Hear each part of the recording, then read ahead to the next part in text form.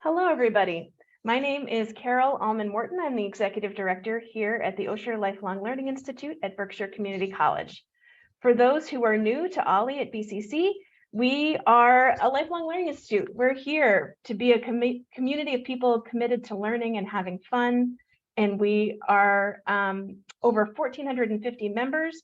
We're the largest lifelong learning program in Massachusetts.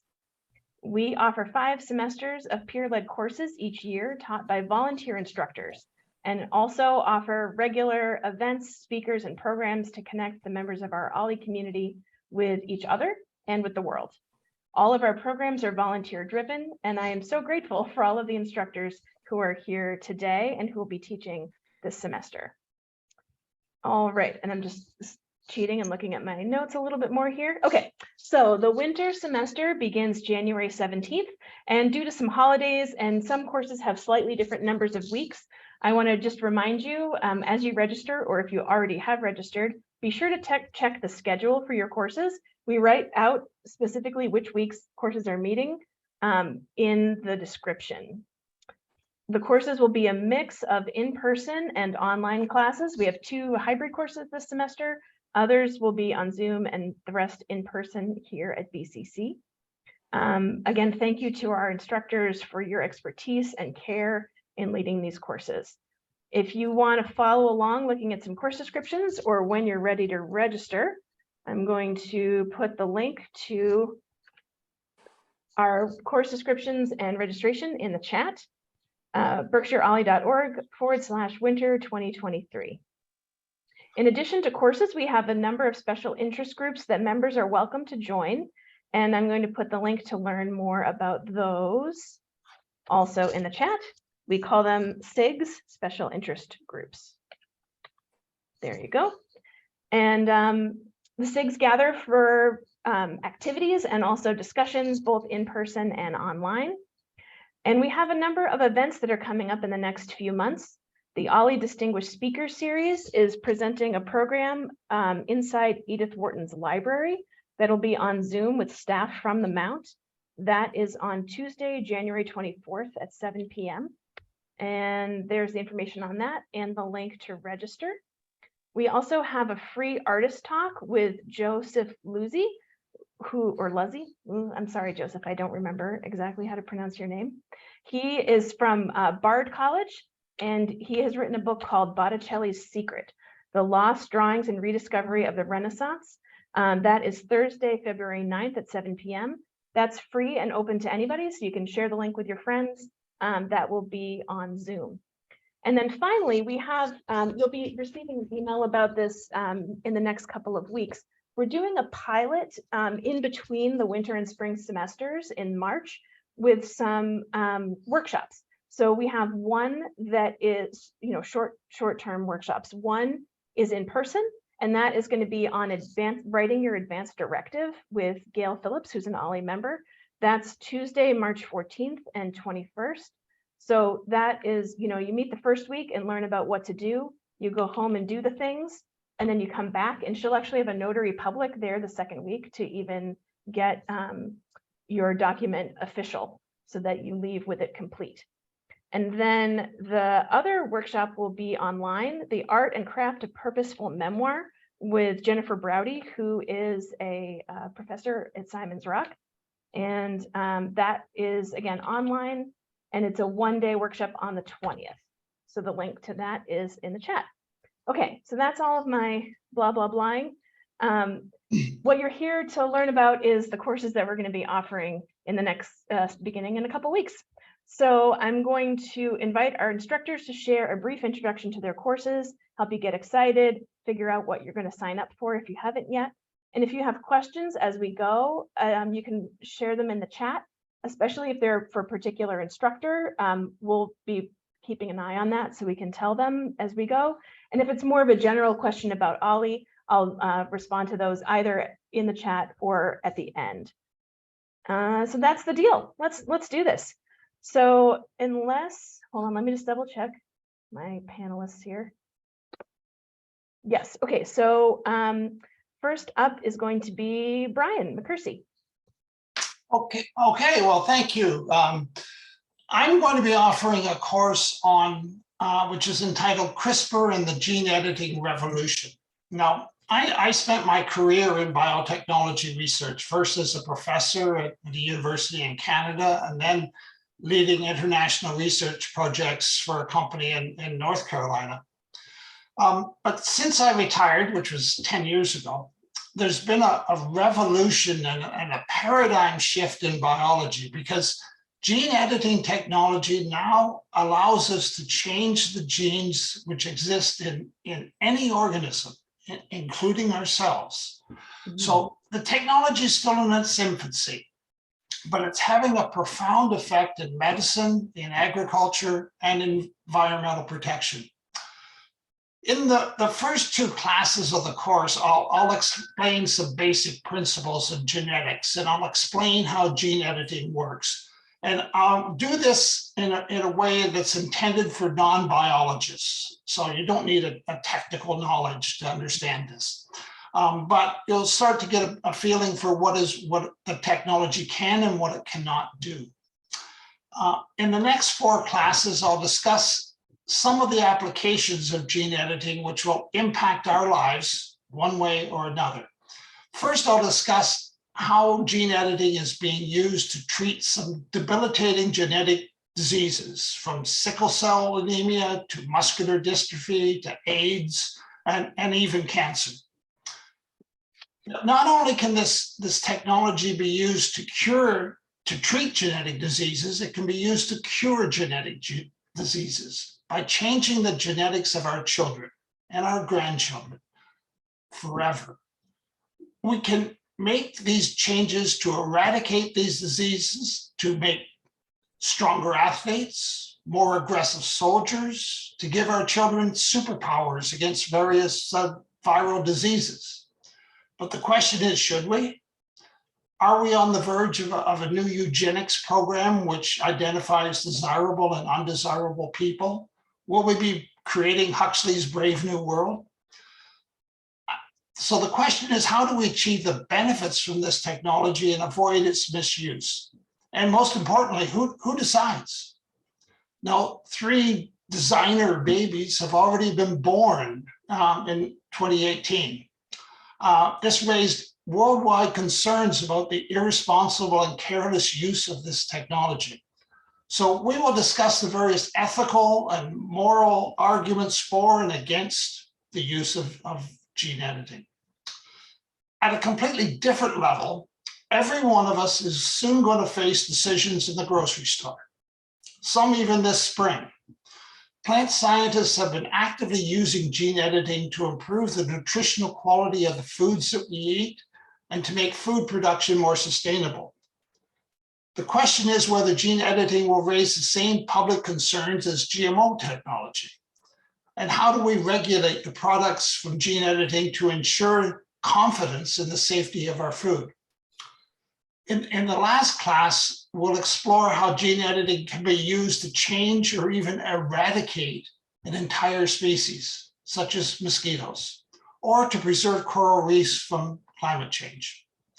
As I said earlier, this class is intended for non-biologists and will focus on the decisions that we need to make as a society. In each class, I'll present some slides, and I'll use a lot of short YouTube videos to try to illustrate the principles. Then we'll discuss our options. And I want to thank you for your attention, and I hope to see you in class. All right, back to you, Carol. Thank you so much. Next, we have William Cameron.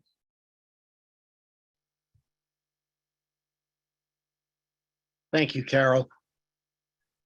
Throughout the history of Western thought, no thinker has been as influential in affecting the way people view the nature of morality, what constitutes moral conduct, and how to live well as Aristotle.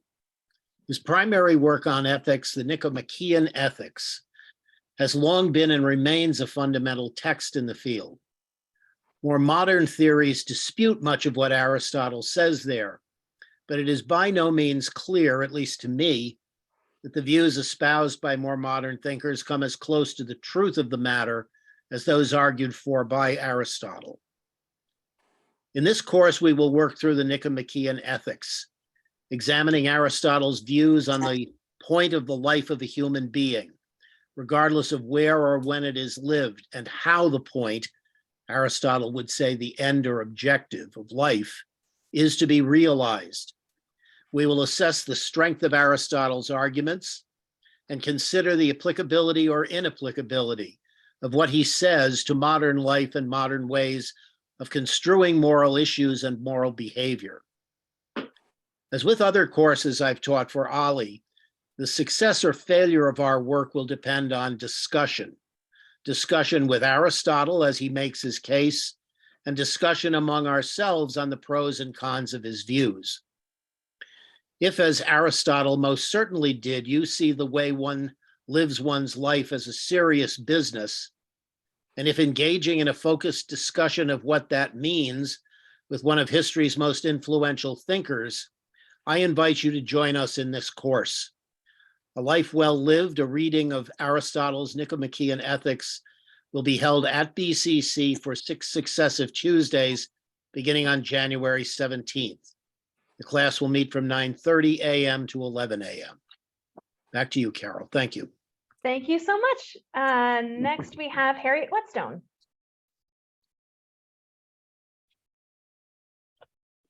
Hello, I'm very excited to be presenting this course, which is Treasures of Chamber Music.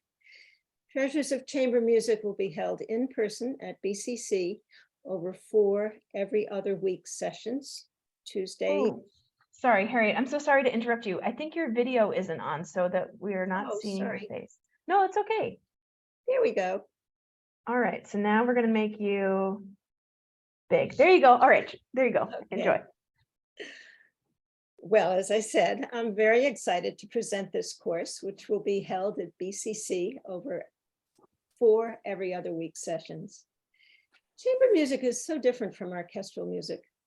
Orchestral music involves large ensembles with many players, so many different instruments, all following the leadership of one conductor.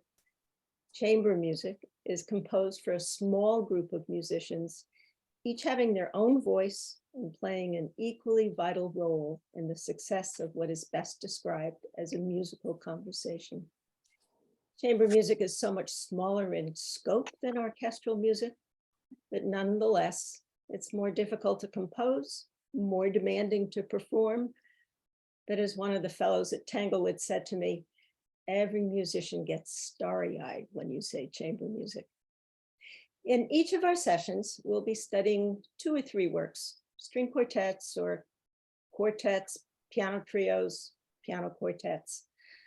I will be sending easily accessible links to YouTube performances so that we can all listen ahead. We'll be discussing the music from 4 different perspectives. First, the historical and musical context. What do we want to know about the musical world in which, say, Haydn was composing his string quartets, or Schubert, his famous cello quintet? Second, what can we know about Beethoven or Brahms or Bartók about why they composed chamber music and for whom they were composing? And what can we know about the way in which they composed that makes their chamber music so appealing that it has a permanent place in our musical culture? Third, what about the musicians for whom playing chamber music is their life's work? Why have they made that choice? What might we want to know about the Emerson Quartet's performance technique or the Beaux-Arts piano trio's style and interpretations that made these ensembles so outstanding? And 4, what about the listeners? Why is it that some music generates so much pleasure or moves us to tears or even leaves us cold?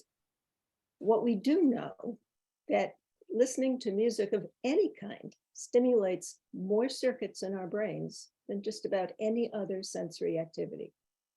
How do we understand more about how we listen and about how to listen to music more effectively so that we can gather the most pleasure from our listening? I'll look forward to sharing all this with you. Thanks. Thank you, Harriet. Next up, we have Michael Feldberg.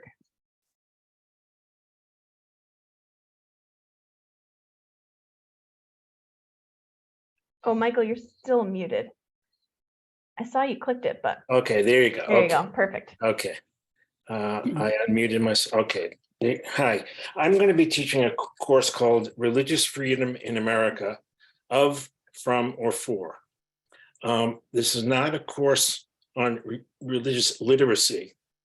And although it touches a lot on constitutional law, I'm not a lawyer, I'm an historian. And I am the director of the George Washington Institute for Religious Freedom.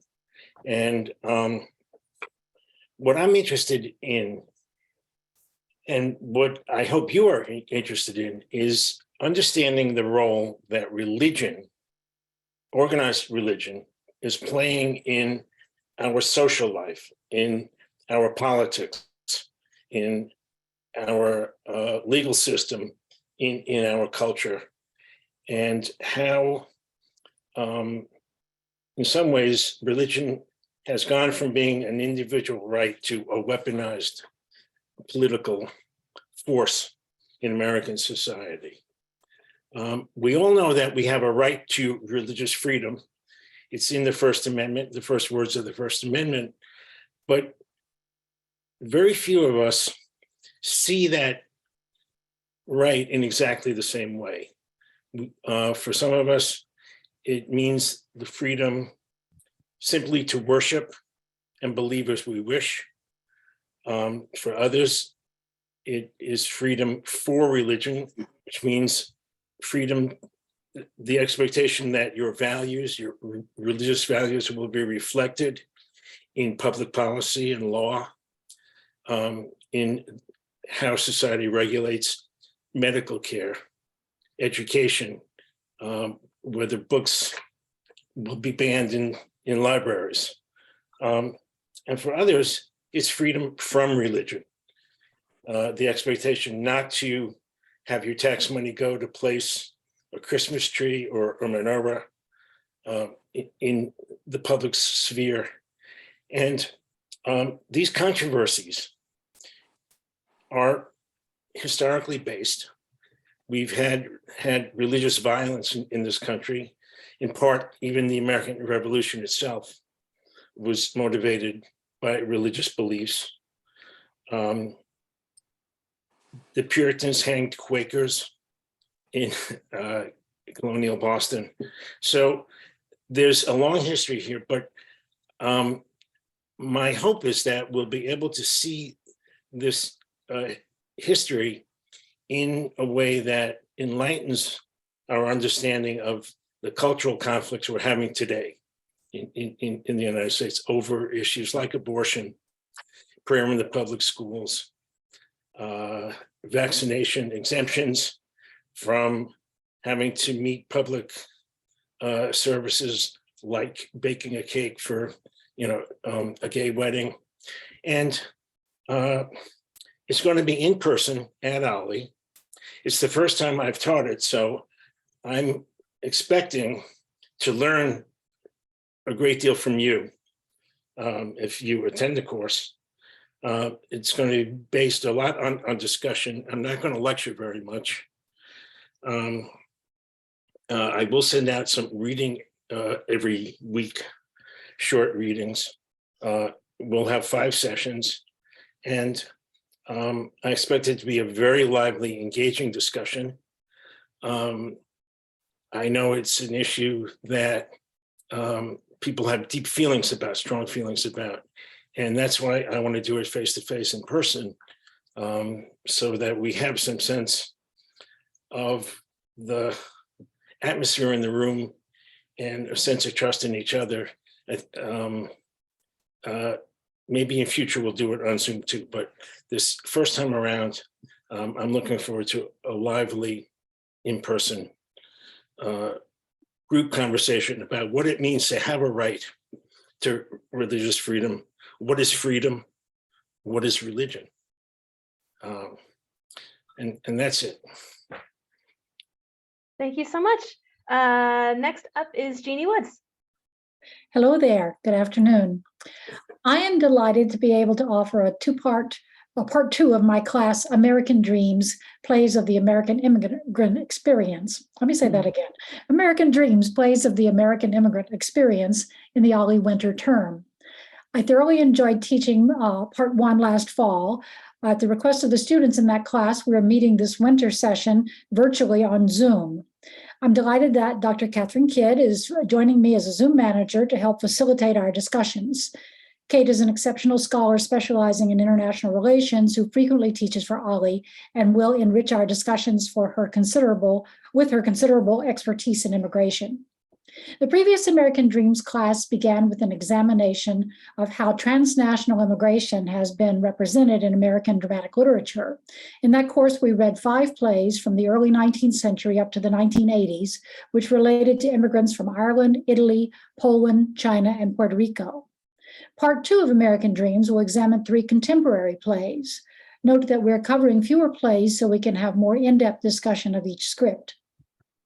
Like the previous plays, these stories dramatize the tension between assimilating to American culture and preserving one's native culture, the daily battle against discrimination, and the courage it takes to carve out a new life and identity in a strange and often hostile land.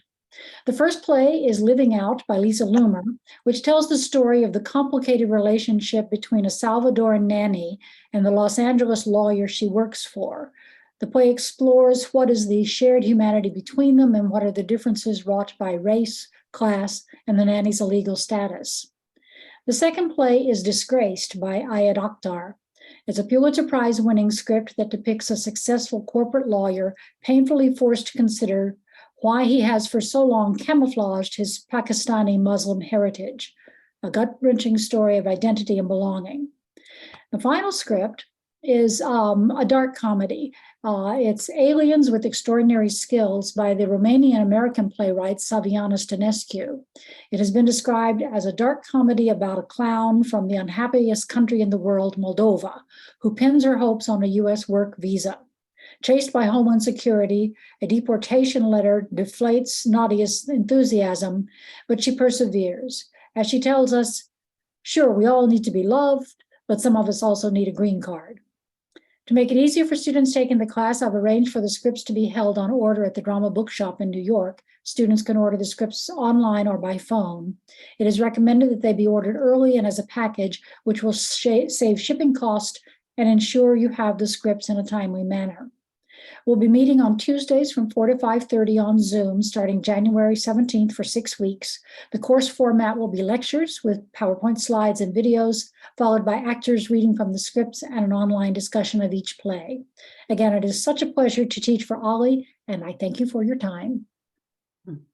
Thank you so much. Next up is Ann Berman. Hi, everybody. I want to take everybody's classes. What am I going to do? They all sound wonderful. I'll be teaching Shakespeare's The Winter's Tale. It's one of Shakespeare's later plays, and it's a combination of tragedy and comedy that features families and friendships that fracture and heal. Shakespeare offers his characters a second chance. As Paulina says at the end of the play, it is required you do awake your faith. And we in the audience are asked to awake our faith in theater, in the possibility of redemption, and in what it is to be human, all good things to spend some winter days working on. The class features background information, video clips of productions, and of scholars talking about the play, but most of the time is spent working our way through the text together. The Folgers Library paperback text is the one that I use, and it makes it easier for you to work through if you're going to keep up with me. I also really appreciate it when I have class members who will join in reading, and that's worked really well in other classes I've taught. And I hope if you are interested in taking this class and you are interested in reading aloud, that you'll let me know, because that would be a wonderful addition. And then you don't have to listen to me so much either. But it really brings the text alive when you hear it read aloud. So we will work through the text. During our last Zoom session, there will be 4 of them. Alan Burrows, who's the current artistic director at Shakespeare & Company, will be joining us. He played Leontes in a production in Boston about 6 years ago, and he'll be joining us to answer your questions about Leontes, about Winter's Tale, and anything else you might want to ask him about. And our 5th session will be in person on the grounds at Shakespeare and Company. What we talk about will become clearer as it gets closer, and when it's clearer who's actually going to be able to participate in person, I would want to facilitate whatever discussion members who are able to be present would like to have. So that, as like I said, it'll get clearer as it gets closer. I will communicate with you via email, via the chat when we're in our Zoom sessions, and I would encourage members of the class to participate as much or as little as you'd like, whatever you're comfortable with. And don't be afraid of Shakespeare. We're all going to know more at the end of the class than we know now. If don't be afraid, it'll be fine. And you can also get to see, you'll know by the end of the class what the joke of my t-shirt is. Anyway, so I hope you'll join me. And if you don't, just take other classes with OLLI. They're all great. Thanks a lot. Thank you so much, Anne. Next up is Kate Kidd. Okay, thank you. I am Catherine Kidd, and I am teaching a course on re-examining the British Empire. And I don't know how many of you, and I can't see a show of hands, but I think probably a pretty high percentage of us watched The Crown on. Yes, I see some hands from our other instructors. Which has been a very popular show. And you might remember the very touching scene where Queen Elizabeth is in Kenya and learns of the death of her father. Those shows, whether they're produced by American companies or by British companies, think The Emerald and the Crown, the show that was on Masterpiece Theater a number of years ago about colonial India. Those are stories about empire. What they didn't tell you in The Crown was that at the time that Queen Elizabeth is in Kenya, the local government, the colonial government, is beginning a crackdown on Kikuyu tribal people in Kenya. And they ultimately incarcerate in concentration camps and other facilities over 1 million Kikuyus. They say they incarcerate 80,000, but new studies show that it was over 1 million. And so with these stories that we get about the British Empire, oftentimes what was actually happening politically, economically, socially is not revealed to us. So in this class, we're going to be looking at 5 case studies. Starting in the 17th century, we'll be looking at the expulsion of the Acadians from Canada.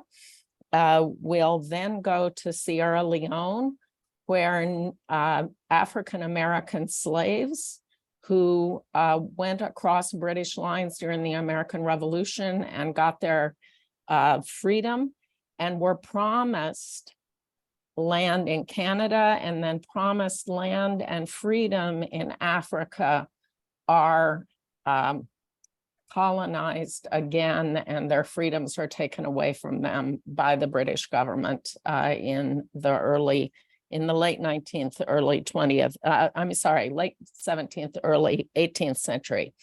We'll then look at South Asia and British power in what is now India and Pakistan.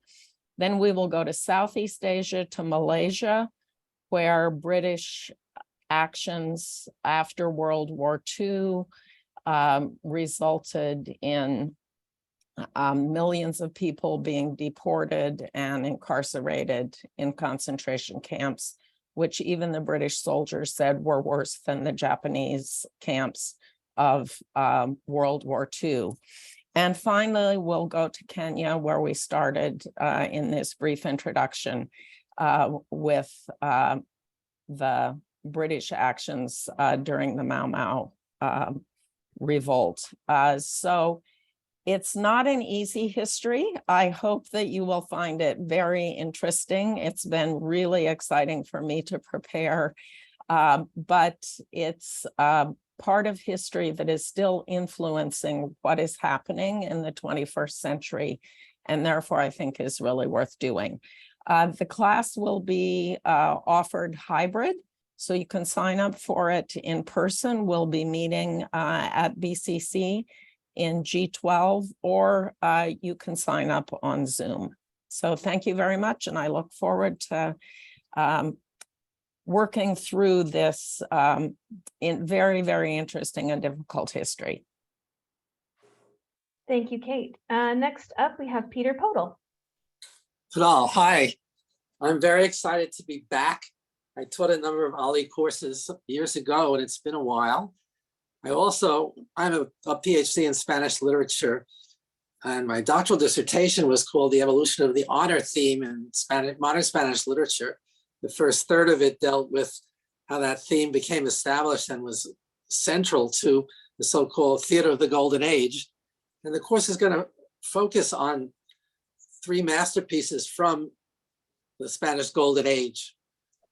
The first class, I'm going to try and do largely a lecture, but I will be inviting questions and discussion throughout to give an overview of the history of Spanish theater, so you can get a sense of where the 4 plays we're going to look at fit in.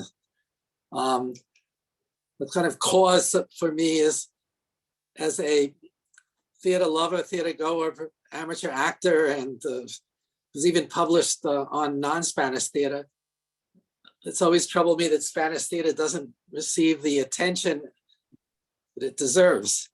So one objective of the course is to make Spanish theater better known to people who enjoy theater, to make them realize that Spain contributed a great deal of important works of the theater. It wasn't just England and France and Germany and Scandinavia, but Spain has many important theater works. The 3 masterpieces of the Spanish Golden Age will be the subject of classes 2, 3, and 4. Lope de Vega's Fuente Ovejuna, or Sheep's Well, strange translation. Tirso de Molina's El Burlador de Sevilla, which we will be, of course, we're reading everything in English, which is The Trickster of Seville, which, if you don't know, is the first full-length work to deal with one of perhaps the most significant mythic figure of all of world literature, Don Juan. And there have been many other works subsequent to that in various genres, from music to French theater to British. But Spain started it all, and we'll look at that.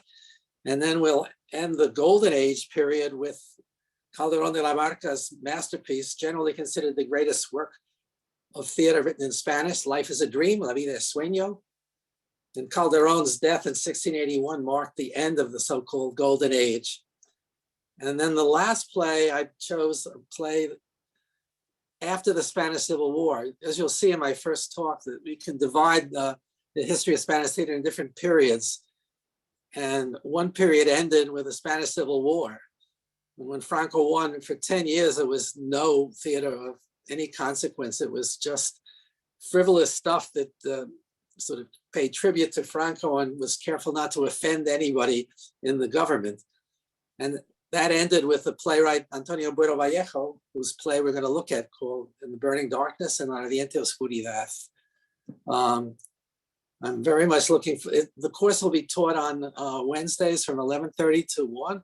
Actually, I haven't been told what room yet, but at BCC, it's a hybrid at BCC, and of course, via Zoom. Several people who won't be around asked me to do it, but hybrid, so I agreed to do so.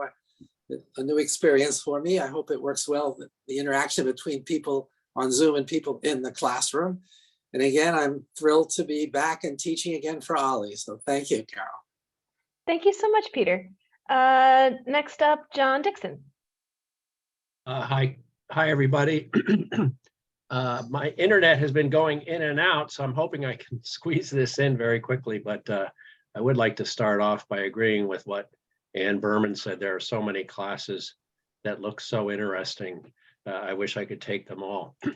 Anyway, this January, I'll be offering a round 2 of a class called Conversations with Local Historical Societies.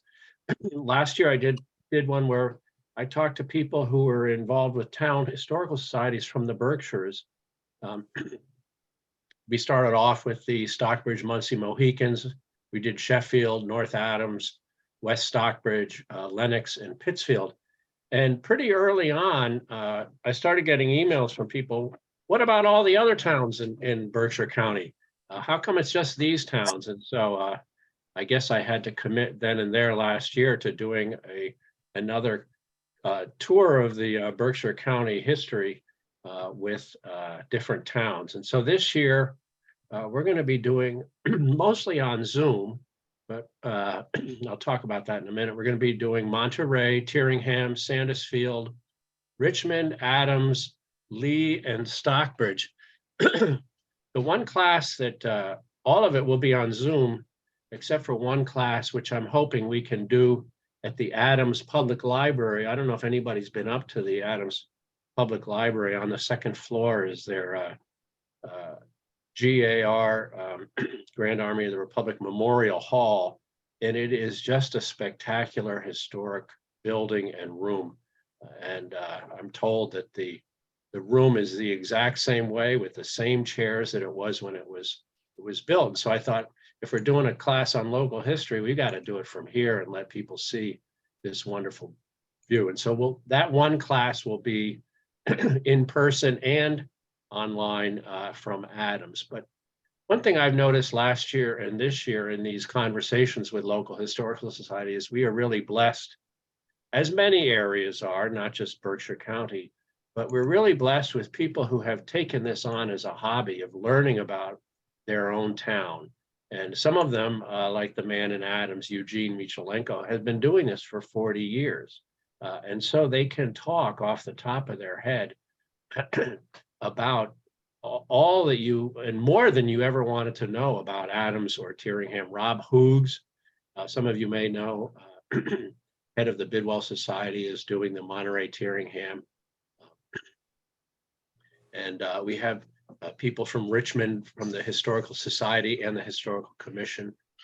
When I reached out to Sandusfield, I was pleased to hear that they're going to focus on something that I bet not many people on this call know about. I certainly didn't, but that there was a Jewish colony in Sandusfield that began in the early 1900s. A group of people from New York came up and formed a Jewish colony and built a Jewish colony in the town of Sandusfield. It just shows a lot of the variety in the area that is fascinating to learn about, the difference between Sandusfield or Adams. And we're going to look at early settlement, the original inhabitants, spend a lot of time on these towns in their early days, pre-nationhood, and then move into these towns that were, many of them, instrumental in the Revolutionary War and the French and Indian War as well. We're going to talk about industry in these towns and moving pretty much into the 20th century, but not very far into the 20th century. Anyway, so that's the plan. I'm looking forward to doing this tour and learning a lot myself as I talk to these experts in these different towns. Hope you'll be able to join us. But understand if you can't, because there's a lot to offer here. Thank you very much. Thank you, John. Next up, Jamie Keller.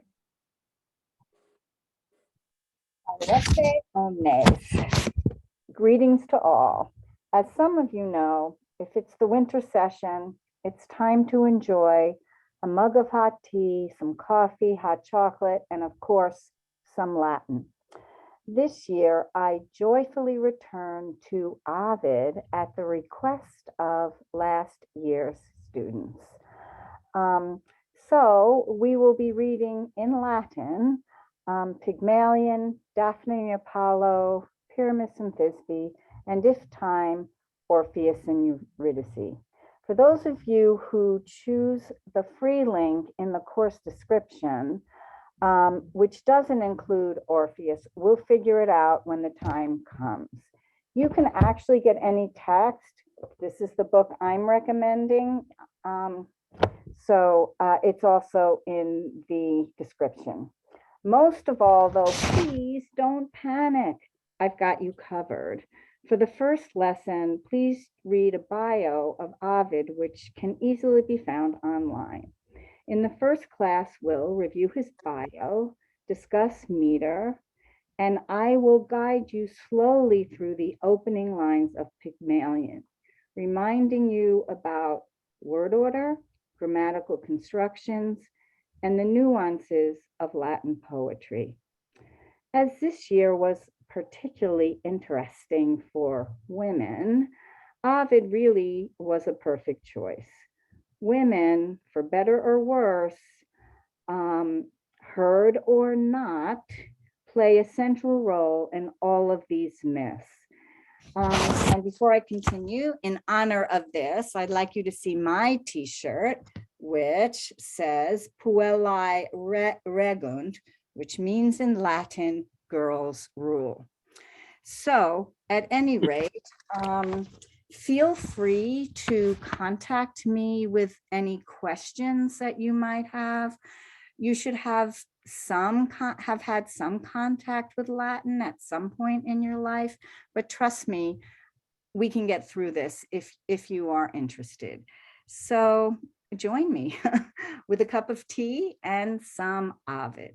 Thank you. Thank you so much. So Linda Goff is leading our course called Creative Card Making 101.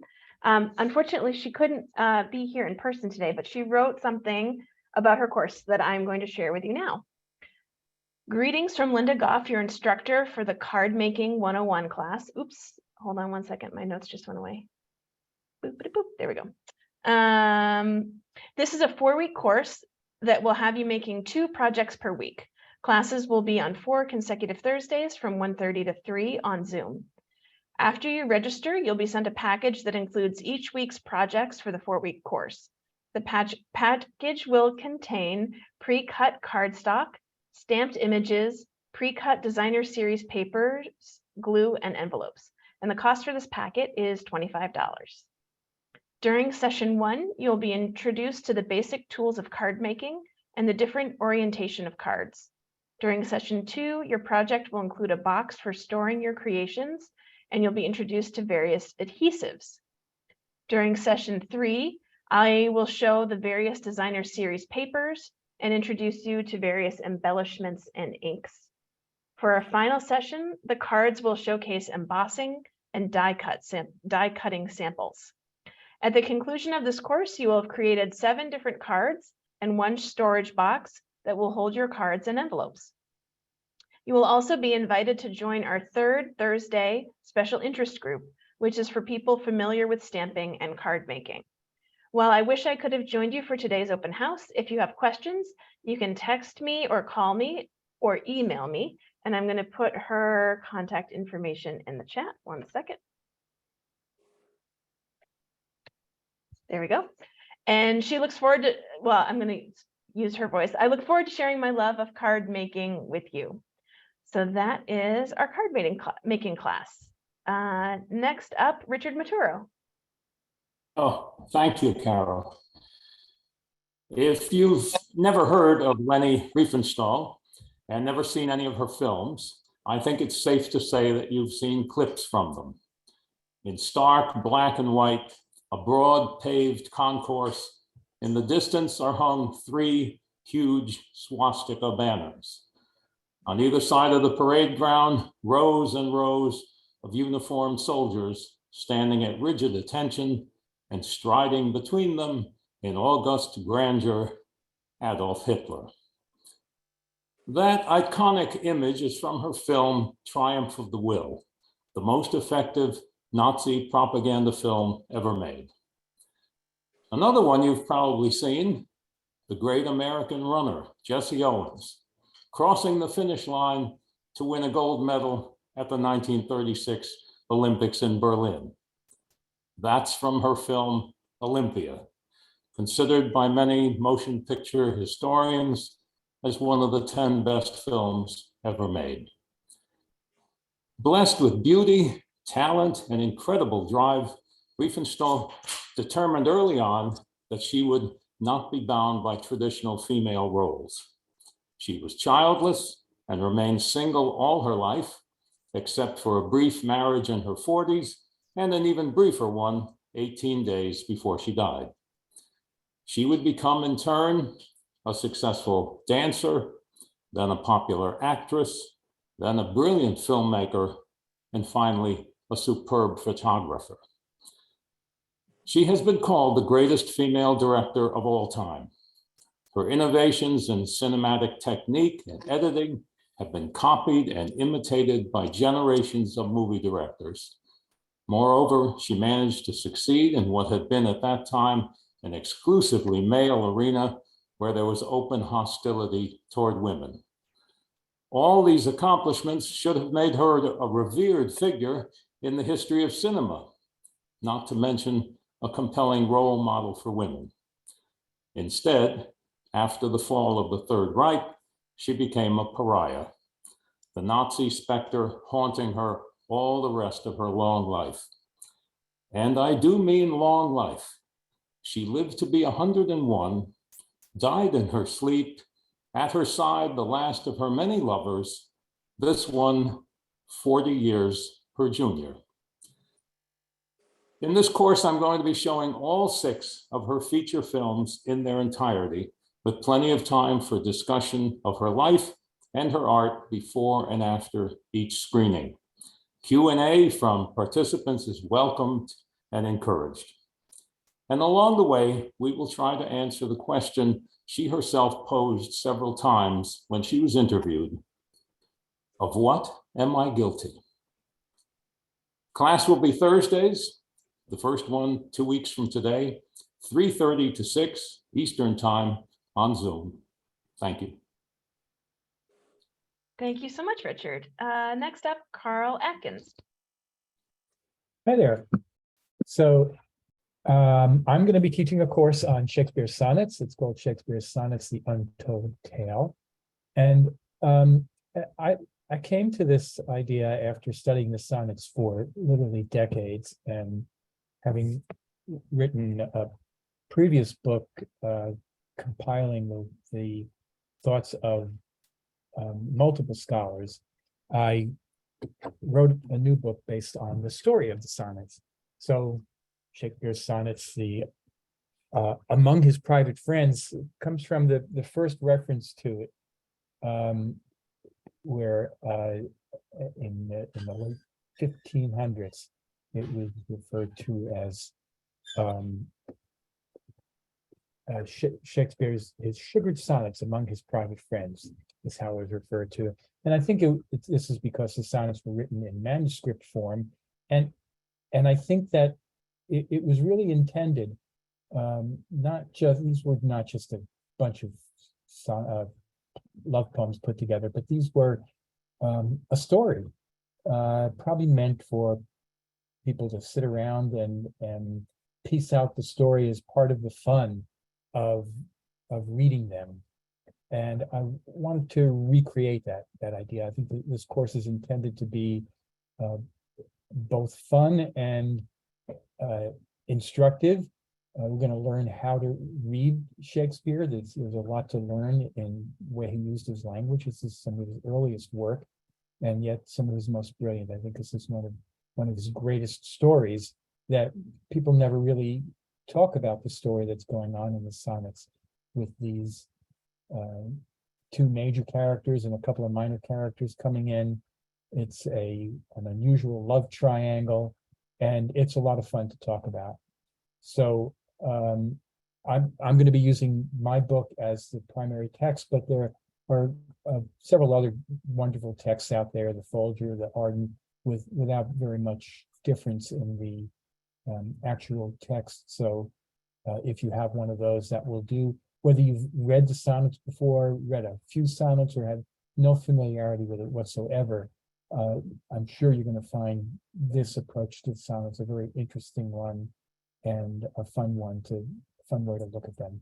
So I hope you'll join me on Monday mornings, 9:30 to 11 for 6 weeks.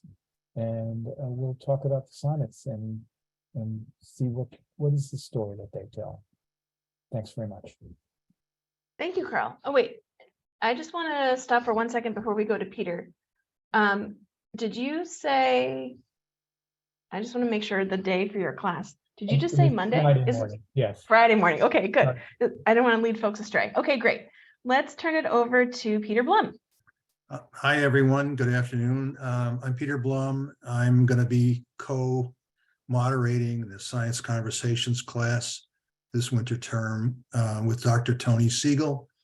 Tony is our CCO, or if you don't know what that means, Chief Comedy Officer. He's also our main moderator, and I sort of hop in and out as a supplementer, mostly on selected topics. So it's a discussion class. We have a fairly dedicated group that seems to sign up every term. It's taught during the spring and fall terms and by Dr. Hank Gold, and Tony Siegel and I do the winter and summer versions. The materials for the class are the students purchase the New York Times every Tuesday in every week that we meet, and they pull out the Science Times from that and read it, and then we discuss it on Friday. More and more in recent years, we've been adding supplemental materials.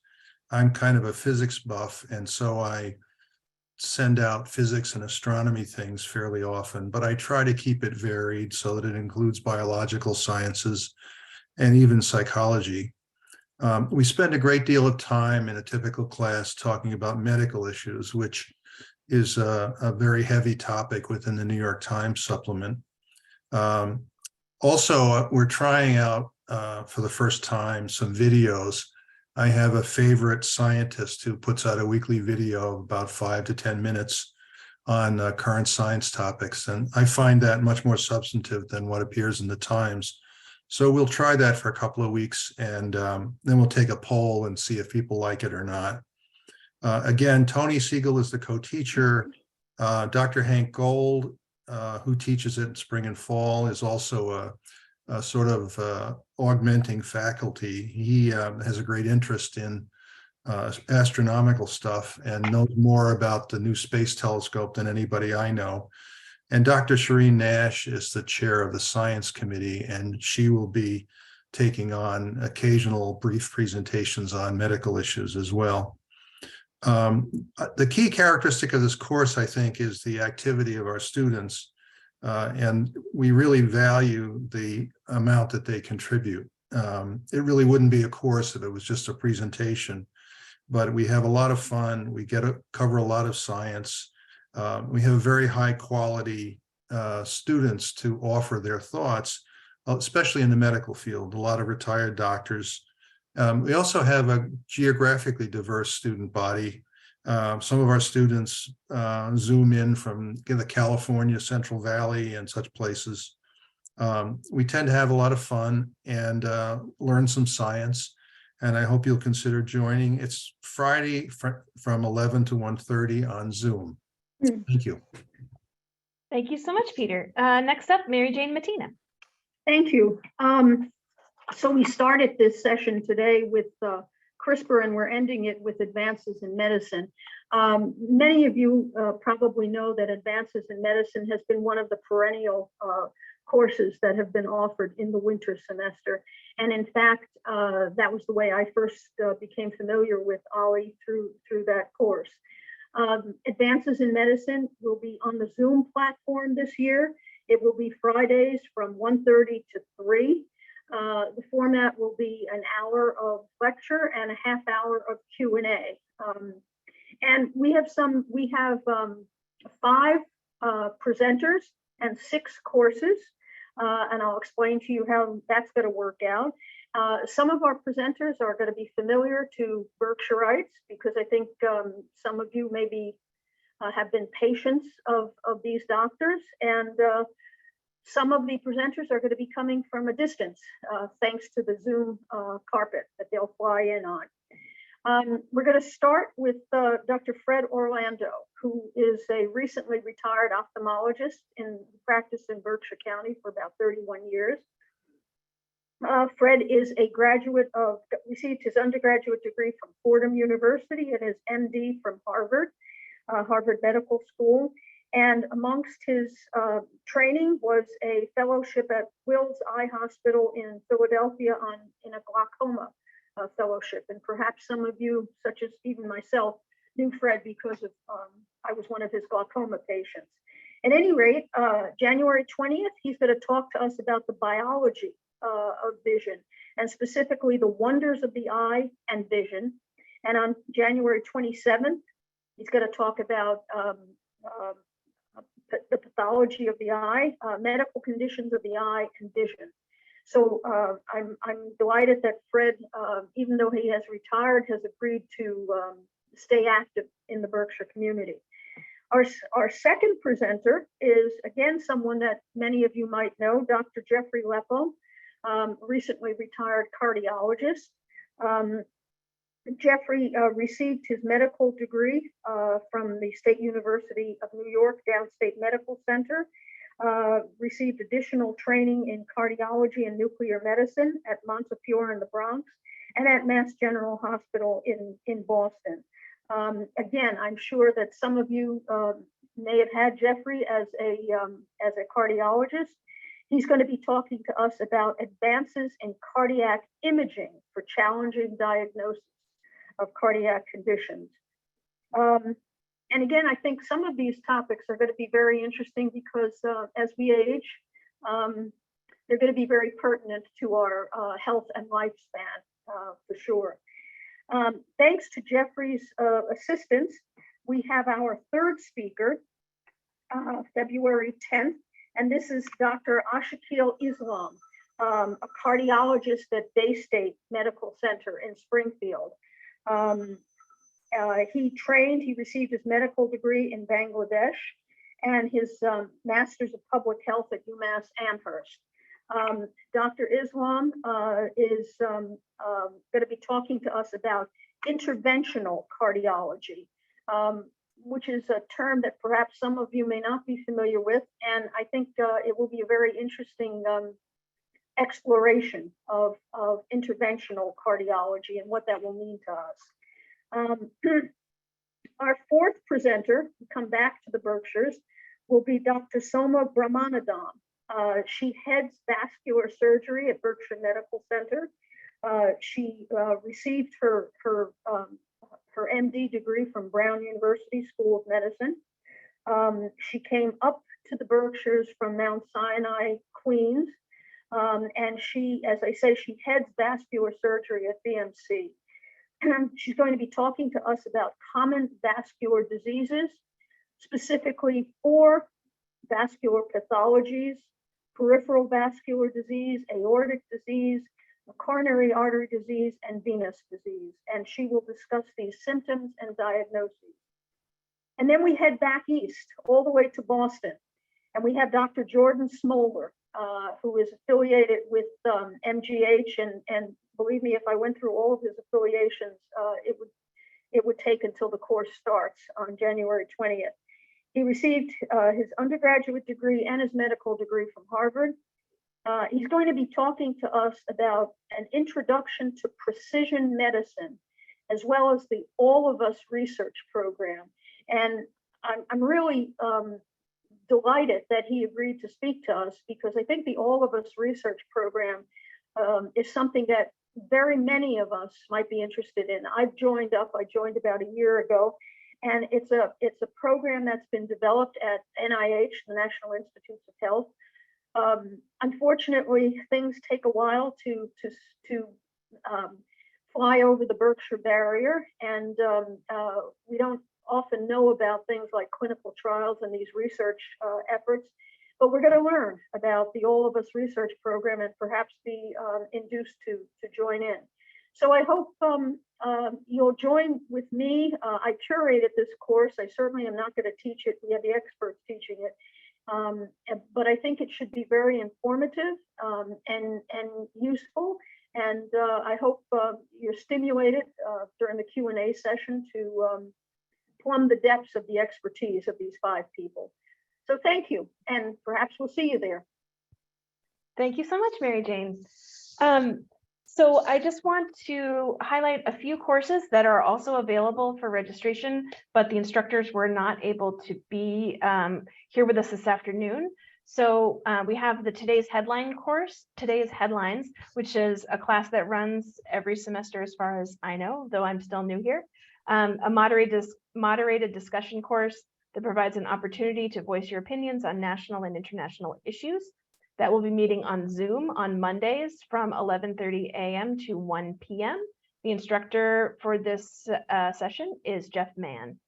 Also running at that same time, 11:30 a.m. to 1 p.m. is the short story, Tales of Books and Libraries, Readers and Reading with Elizabeth Young. That will be in person here at BCC. This course will explore 6 stories about fiction itself, as we see how they affect us artistically, psychologically, and politically, and experience even more pleasure in reading as a result. And you can read a more thorough description on the website. Also on Mondays at 1:30 on Zoom, Think Like a Terrorist to Defeat Terrorism and Radicalization in Prison. This is with Bill Sturgeon and Professor Francesca Spina. This course will discuss the unique and challenging differences between criminal offenders and terrorist extremist offenders in a correctional environment on a domestic and international level. Again, you can read more about that course on the description, but I believe that Bill has written a book about this with Francesca, and I think that's going to be an interesting course. And then last but not least, in terms of open classes, The World We Live In, a look at our commercial environment. That is on Wednesdays on Zoom at 9:30 a.m. There is an endless array of new products, services, and technologies available to us on a daily basis. What are the resources that allow this to happen? Who are the inventors, and what are the processes that allow this to happen? And that's with Jerry Schaufeld. And then, so those are all the open classes, and everybody who's spoken today, their courses are open. There are also 4 classes that are currently at capacity. I'm just going to read the names of those. If you'd like to be on the waiting list for any of them, you can send an email to olli@berkshirecc.edu.